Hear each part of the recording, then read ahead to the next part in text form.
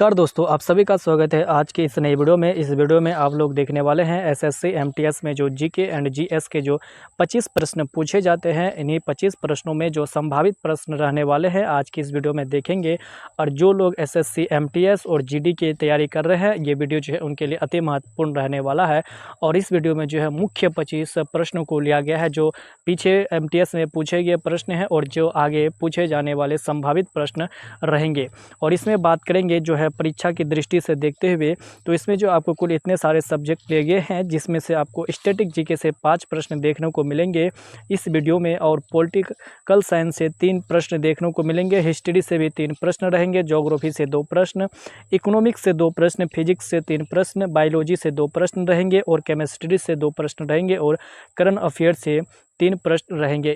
जो कि आपको एसएससी एमटीएस में जो पिछले जो एग्ज़ाम हुए उनमें जो है इसी तरह का जो है प्रश्नों का वेटेज रहा है। तो चलिए बिना देरी करते हुए वीडियो को शुरू करते हैं। और अगर आप इस वीडियो को देख रहे हैं तो आप अपना स्कोर जो है हमारे कमेंट बॉक्स में ज़रूर बताइएगा। अगर आपका 25 में से 20 प्रश्न सही हो रहे हैं तो जो आपका जो है तैयारी मजबूत माने जाएंगे। तो चलिए वीडियो को शुरू करते हैं, जिसमें से पहला प्रश्न दिया गया है कि रण उत्सव कहाँ मनाया जाता है। तो रण उत्सव जो है ऑप्शंस ए दिया गया है, गुजरात, हिमाचल प्रदेश, राजस्थान या फिर मध्य प्रदेश। बात करें रण उत्सव, तो रण उत्सव जो है गुजरात के कच्छ के रण के मैदान में बनाया जाता है। तो उसका राइट आंसर ऑप्शन नंबर ए का जो है एक करेक्ट उत्तर हो जाएगा। नेक्स्ट क्वेश्चन है दूसरा नंबर का कि म्यांमार की मुद्रा क्या है। तो देखिए म्यांमार की जो मुद्रा रहने वाला है ये आपको ऑप्शन नंबर ए यानी कि क्यात, म्यांमार की जो मुद्रा रहने वाला है ऑप्शन ए क्यात, इसका राइट आंसर हो जाएंगे। ये सारे जो आपको स्टैटिक जीके के 5 प्रश्न रहेंगे जो कि 2 प्रश्न हो गए हैं। तीसरा आपका क्वेश्चन है कि पुलित्जर जो पुरस्कार है, पुलित्जर पुरस्कार वह निम्न में से किस क्षेत्र में दिया जाता है। ऑप्शन ए है आपका arts, option B cinema, option C खेल या फिर पत्रकारिता। तो पुलित्जर जो पुरस्कार दिया जाता है वो आपका पत्रकारिता के श्रेणी में दिया जाता है। तो उसका right answer option number D correct उत्तर हो जाएगा। नेक्स्ट प्रश्न है आपका 4 नंबर का, खासी और गारो जनजाति मुख्य रूप से डैश में रहते हैं। तो खासी और गारो एक 2 प्रकार के जनजाति है, वह मुख्य तौर पर कहाँ पर रहते हैं। तो यह मुख्य तौर पर जो आपका मेघालय में रहते हैं। तो उसका राइट आंसर तुम्हारा ऑप्शन नंबर जो है सी करेक्ट उत्तर हो जाएगा। अगला प्रश्न है 5वां नंबर का कि मोहिनी अट्टम का संबंध किस हिंदू देवता से है। तो जो मोहिनी अट्टम का संबंध है जो दोस्तों आपका किस देवता से पूछा गया है, गणपति, ब्रह्मा, विष्णु या फिर शिव। तो मोहिनी अट्टम का संबंध जो आपका विष्णु देवता से हो जाएंगे। तो उसका right answer option number C correct उत्तर हो जाएगा। ये सारे स्टैटिक जीके के जो है दोस्तों आपका 5 प्रश्न रहे थे। अब बात करते हैं अगले टॉपिक से। तो 6ठा नंबर का प्रश्न है जो कि पॉलिटी से रहने वाला है। उपराष्ट्रपति को हटाने का प्रस्ताव जो है वह कहाँ पर पेश किया जाता है। तो उपराष्ट्रपति को जो हटाने का जो प्रस्ताव है दोस्तों वह केवल राज्यसभा में ही पेश किया जाता है। कहाँ पर, तो केवल जो उसे राज्यसभा में ही जो है प्रस्तावित किया जाता है। तो उसका right answer option number C correct उत्तर हो जाएगा। अगला प्रश्न है आपका 7 नंबर का कि भारतीय संविधान के किस अनुच्छेद के तहत भारत के जो है सर्वोच्च न्यायालय की स्थापना हुई थी। अनुच्छेद ए, ये ऑप्शन दिया गया 144, अनुच्छेद आपका 124 या अनुच्छेद 134 या फिर अनुच्छेद 113। तो भारतीय संविधान के जो है भारत के जो सर्वोच्च न्यायालय की जो स्थापना की गई थी वो आपका अनुच्छेद 124 के तहत किया गया था, जो कि राइट आंसर इनका ऑप्शन नंबर बी करेक्ट उत्तर हो जाएगा। अगले प्रश्न की बात करते हैं। तो अगला प्रश्न है आपका 8 नंबर का प्रश्न है दोस्तों कि निम्नलिखित में से जो है निम्नलिखित में से कौन सा राज्य भारतीय संविधान की 6ठी अनुसूची के अंतर्गत नहीं आता है। तो 6ठी अनुसूची के अंतर्गत कौन सा राज्य नहीं आता है। तो उसका राइट आंसर ऑप्शन नंबर जो आपका सी करेक्ट उत्तर हो जाएगा। 6ठी अनुसूची के अंतर्गत कुल 4 राज्य आते हैं, जो कि आपका सूत्र आपका एटीएम से रखा रहता है कि असम, मेघालय, त्रिपुरा और मिजोरम, ये सारे जो है 6ठी अनुसूची के अंतर्गत आते हैं, जो कि ऑप्शन सी यानी कि मणिपुर नहीं आते हैं। तो राइट आंसर ऑप्शन नंबर इनका सी करेक्ट उत्तर हो जाएगा। नेक्स्ट क्वेश्चन है 9 नंबर का कि ये सारे जो आप हिस्ट्री का प्रश्न रहेंगे 3 प्रश्न कि मानव नेत्र सर्वप्रथम जो है मानव के द्वारा जो है सर्वप्रथम कौन सा अनाज जो है प्रयुक्त किया गए थे। तो मानव के द्वारा जो सर्वप्रथम जो अनाज का जो प्रयुक्त किया गया था वो अनाज था जो, यानी कि जो इसका राइट आंसर थे। अगर जानवर के बारे में पूछेंगे तो वो जो है सबसे पहले वो जो है कुत्ता को अपना पालतू जानवर बनाया था। तो इसका right answer option number C correct उत्तर हो जाएगा। नेक्स्ट प्रश्न है 10 नंबर का कि गौतम बुद्ध की माँ किस वंश से संबंधित थी। तो गौतम बुद्ध की जो माँ थी वह किस वंश से संबंधित थी, शाक्य वंश, माया वंश, लिच्छवी वंश या फिर कुल्य वंश।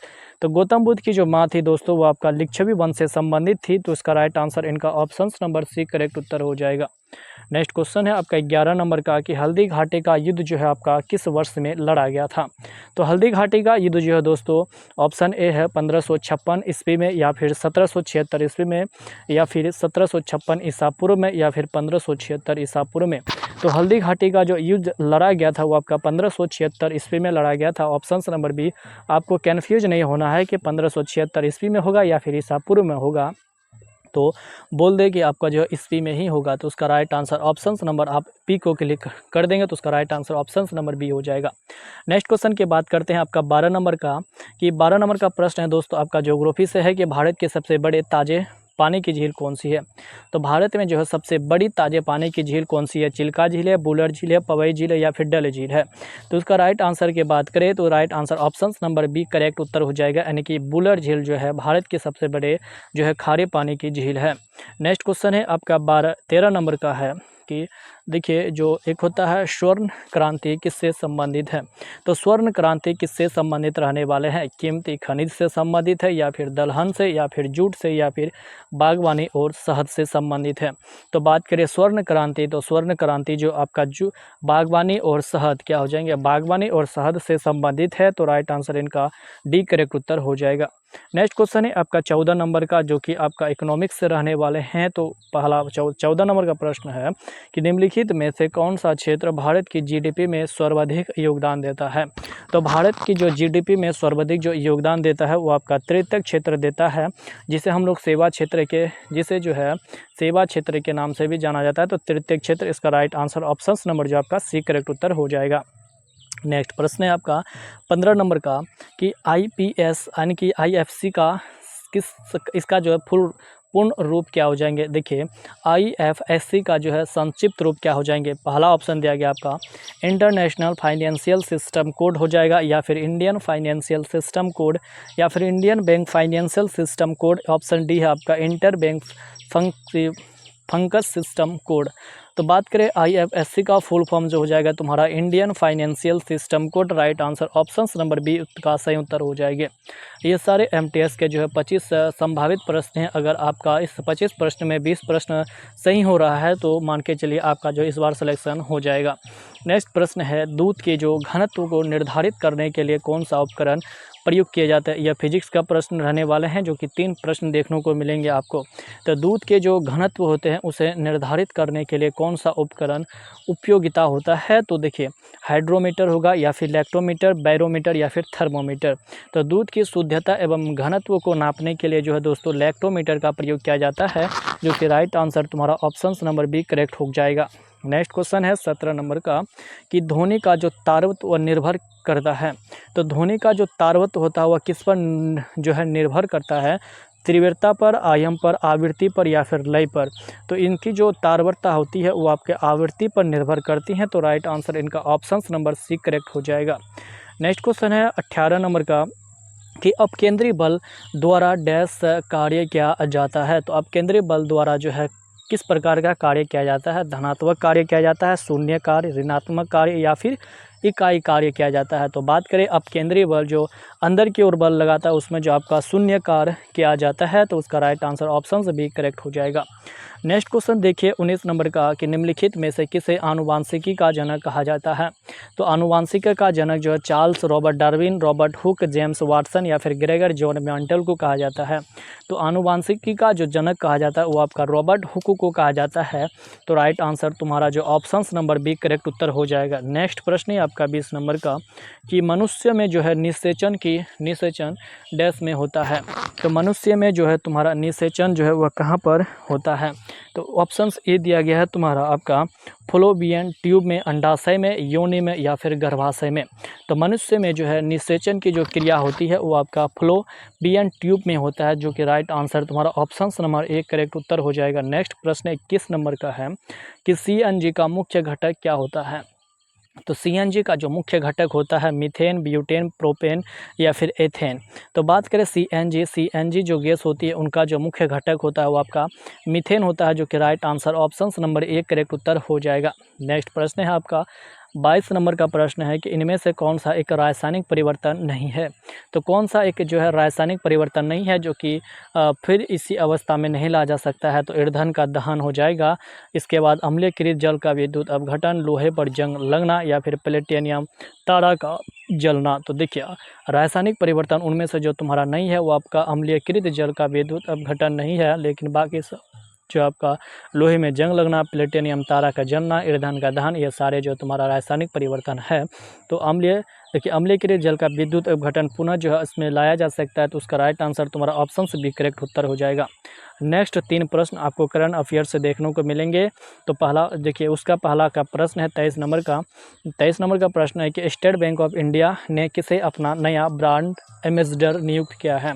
तो स्टेट बैंक ऑफ इंडिया जो है नया ब्रांड एम्बेसडर जो है नियुक्त किया है सचिन तेंदुलकर को, महेंद्र सिंह धोनी को या फिर रोहित शर्मा या विराट कोहली। तो इसका जो नया ब्रांड एम्बेसडर जो नियुक्त किया गया है वो आपका महेंद्र सिंह धोनी को किया गया है। तो राइट आंसर ऑप्शन से भी करेक्ट उत्तर हो जाएगा। नेक्स्ट प्रश्न है 24 नंबर का कि हाल ही में किसने स्पाइस अवार्ड 2024 जीता है। तो स्पाइस अवार्ड 2024 जो है कौन जीता है। तो पी गीता जीता है या फिर शोपना कलिंगन जीता है या फिर मेघना हलबल जीता या फिर अरुंधति रॉय जीता है। तो स्पाइस अवार्ड जो जीता गया वो आपका शोपना कलिंगल किसके द्वारा। तो शोपना कलिंगन के द्वारा जीता गया है। तो उसका राइट आंसर जो है ऑप्शन नंबर तुम्हारा बी करेक्ट उत्तर हो जाएगा। नेक्स्ट प्रश्न है 25 नंबर का कि प्रधानमंत्री नरेंद्र मोदी जो थे वो 10,000वें जन औषधि केंद्र का उद्घाटन कहाँ पर किया था। तो प्रधानमंत्री जो नरेंद्र मोदी है वो तुम्हारा 10,000वें एक औषधि केंद्र का उद्घाटन उज्जैन में क्या है, वाराणसी में क्या है या फिर देवघर या फिर पटना में क्या है। तो उसका राइट आंसर जो तुम्हारा ऑप्शन नंबर यानी कि बी करेक्ट उत्तर हो जाएगा। कहाँ पर क्या है तो वाराणसी में क्या है।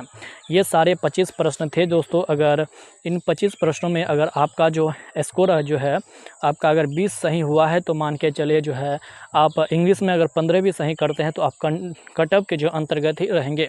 तो ये सारे 25 प्रश्न थे। अगर आपने अच्छी तरह से वीडियो को देखे हैं तो हमें कमेंट करके बता दीजिएगा और वीडियो को लाइक ज़रूर कीजिएगा और हमारे चैनल को जो है सब्सक्राइब भी ज़रूर कीजिएगा। Thanks for watching.